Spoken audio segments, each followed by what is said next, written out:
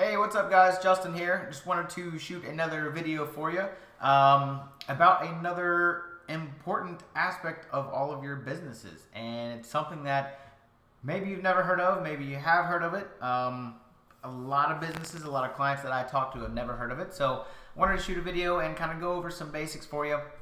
And what I am referring to is called a value ladder. All right, so again, if you don't know what it is, not a big deal. It's very simple to understand. And you may actually be implementing some of these principles into your business and may not really even know it. And if that's the case, you're probably not quite doing it correctly. So we'll go over a few basics here, and hopefully I can kind of give you some ideas about how to incorporate it into your own personal businesses. So again, the value ladder, very simple. It looks like a set of stairs going up to the top level, basically. So on the very front end, or the bottom step, you have what's called the bait. Or I'm going to label these from this graphic, but we can change that in a little bit. So the bait would be the beginning, then you've got your front end offer, your middle offer, your back end offer, all leading up to your most expensive service, or where you kind of want to direct your clients or your customers. So a lot of times, if you've got a lead coming in the door, if you've got a new client, new patient, whoever they may be,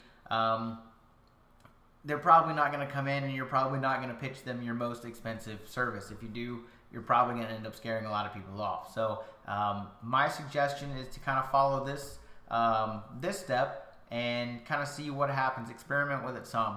And I'll tell you, in my personal business, it's something that I didn't really pay attention to for a very long time. I didn't really understand it and I didn't care to, and I had a very difficult time getting new clients in the door.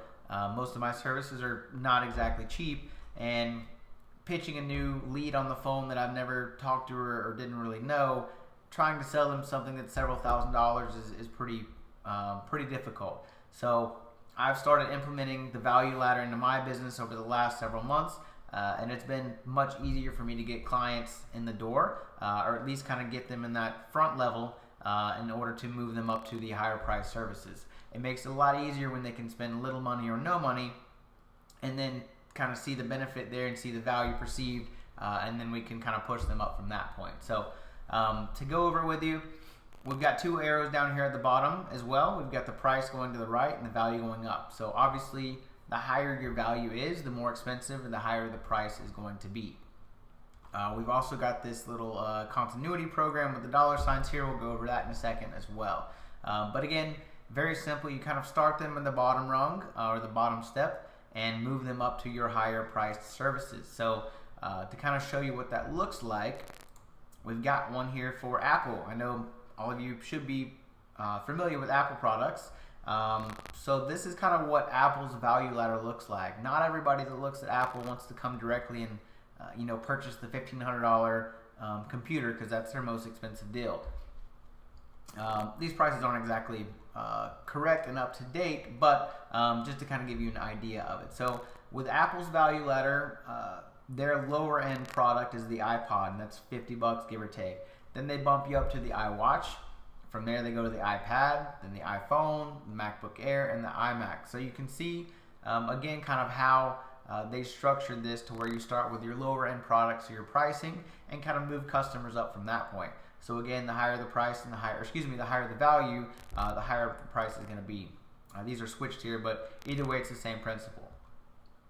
And I'll give you another example for a dentist. So if any of your dentists out there, this is kind of what I would suggest. I work with a lot of dental clients.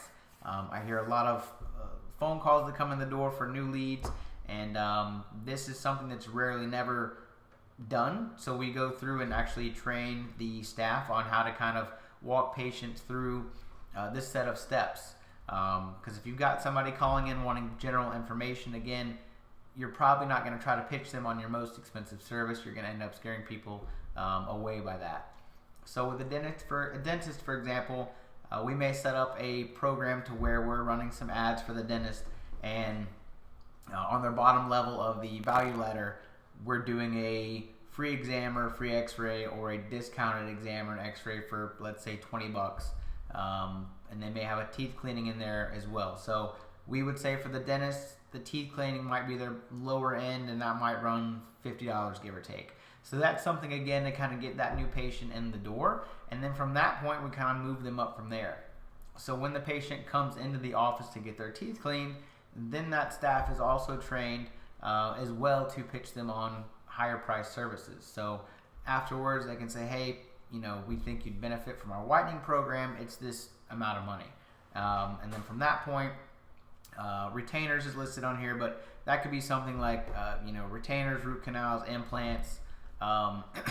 And then from there we go to cosmetic, which could be, full mouth reconstructions, up in your higher priced services. So again, kind of starting them in that lower end area and moving up from there to your higher priced services.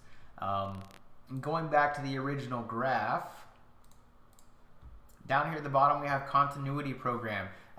This is what's going to be huge for a lot of you guys running your own businesses, is trying to find some way to get some continuity or recurring revenue. If you're out there and you're just relying on one-time clients coming in and out the door, you're going to have a difficult time establishing a nice revenue, and a profit base. So work on coming up with something where you can charge a recurring revenue. That way, if it's a monthly or bi-weekly or every couple of months or every few months, whatever it is, at least you've got that base profit coming in the door, and then you can also focus on working these other new leads in as well. So going back to the dental example, their continuity will be 6-month checkup. So if you're up to date on your dental treatment, then you're probably going to the dentist every 6 months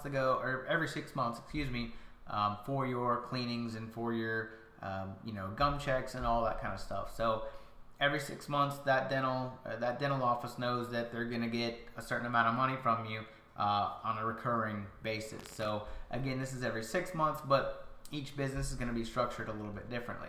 So with this, they've got that recurring revenue and that patient base building up, while they can still kind of move patients through their value ladder up to those higher price services as well. One more example I found of another graphic is the chiropractor. Same sort of deal as the dentist. They're starting off on their low end plan, which would be a $27 adjustment. I know the chiropractor down the road does something similar. I think it's $30 for an adjustment there.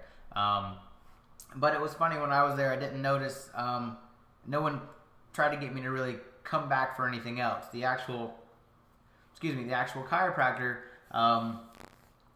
did say, hey, I'd love to have you in, every couple of weeks or once a month or whatever, but that's about as far as he took it from there.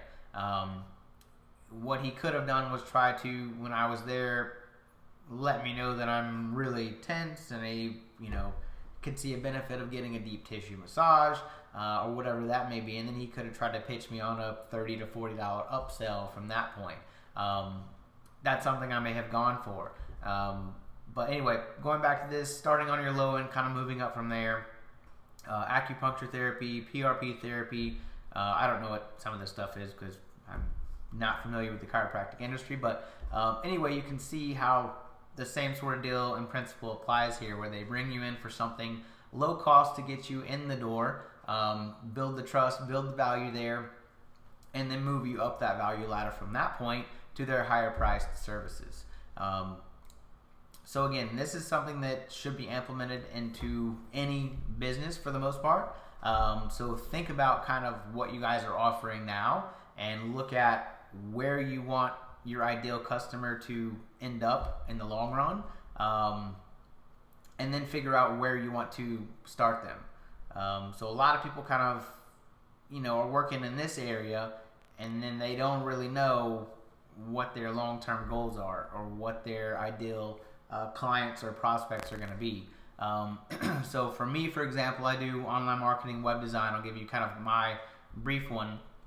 My ideal goal in the back end here is to get clients on more of a one-to-one consulting package or a coaching program, to where, again, we kind of work directly with them for a certain amount of time, work with their staff, train them on how to sell, pitch leads and bring those leads in for actual, to make money on them. So that's kind of my end goal there. The middle area would probably be, just for an example, something about, SEO or a basic online marketing package or something to get you ranked in Google.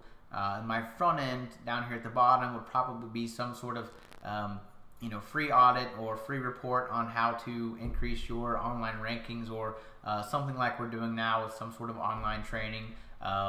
Or we may even give them a cheap website to start off with. Again, I don't really care if I lose money on this front end. You shouldn't either if you've got certain steps in place to direct that new customer where you want them to go. Because ideally, this is your foot in the door offer here. Get them in, get them interested, let them see the value of what you're actually offering. And then from that point, they're going to start to trust you, and you can move them up these steps to, again, your higher priced services. So hopefully that all makes sense. But to refresh, start at the bottom, move them up to the top. It can work for any business out there. Really think about what your offers are, what your pricing's like, where you want them to end up in the long run. And the big thing here too is also to work on your continuity and recurring programs. Make sure you are setting something up to where you have a steady recurring monthly income in place. And if you don't quite know that, do some research, see what your competition's doing, and see how you can implement that into your business. So hopefully this helps you guys. Let me know if you have any questions, comments, anything like that.